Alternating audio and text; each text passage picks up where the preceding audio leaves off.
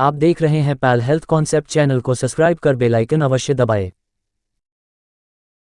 एक दवा एक केमिकल या बायोलॉजिकल पदार्थ होती है जो शरीर और उसके कार्यों को प्रभावित करती है। आइए समझते हैं। जैसे डेक्लोफेनेक का उदाहरण लेकर, डेक्लोफेनेक की गोली खा लेने के बाद वह आपके डाइजेस्टिव सिस्टम में वह कई चरणों की यात्रा से गुजरती है।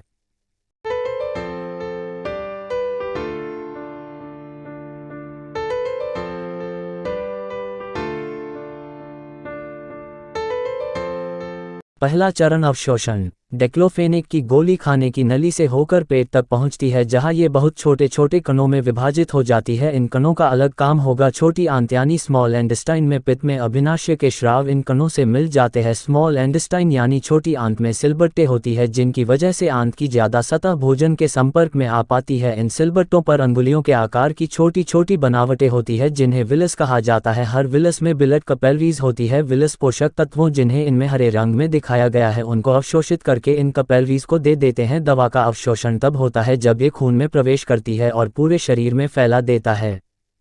दूसरा चरण विवरण यानी डिस्ट्रीब्यूशन।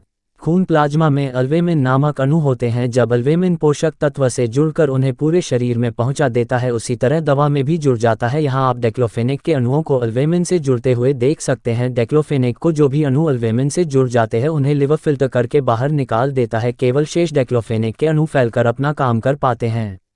अगला तीसरा चरण है चयापचय यानी मेटाबॉलिज्म। डेक्लोफेनेक की यात्रा का अगला काम है लिवर। डेक्लोफेनेक युक्त खून लिवर के नीचे वाली नस से जाता है और ऊपर वाली नस से बाहर निकल जाता है। लिवर फिल्टर की तरह काम करता है। ये दवाओं को फैलने से पहले मेटाबॉलिज्म कर देता है। डेक्लोफेनेक की बहुत कम मात्रा ही सफर में आगे बढ़ती है और दर्द वाली जगह तक पहुंचती है। आपका शरीर डेक्लोफेनेक को इतना फिल्टर कर चुका होता है कि उसकी ली गई मात्रा में से केवल 68% ही शरीर पर कुछ असर कर पाती है। इस प्रतिशत को दवा की जैव उपलब्धता या बायोअबिलिटी कहा जाता है। चौथा चरण कार्य यानी एक्शन।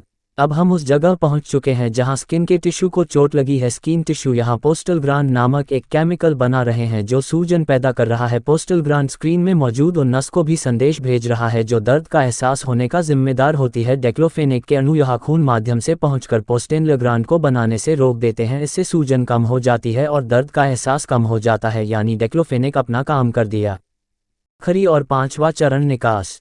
दवा का शरीर से बाहर निकलना। खून में बची हुई डेक्लोफेनेक इसी तरह पूरे शरीर में घूमती रहती है जब तक कि वह पूरी तरह शरीर में इस्तेमाल नहीं हो जाती या इस शरीर से पेशाब के द्वारा बाहर नहीं निकल जाती।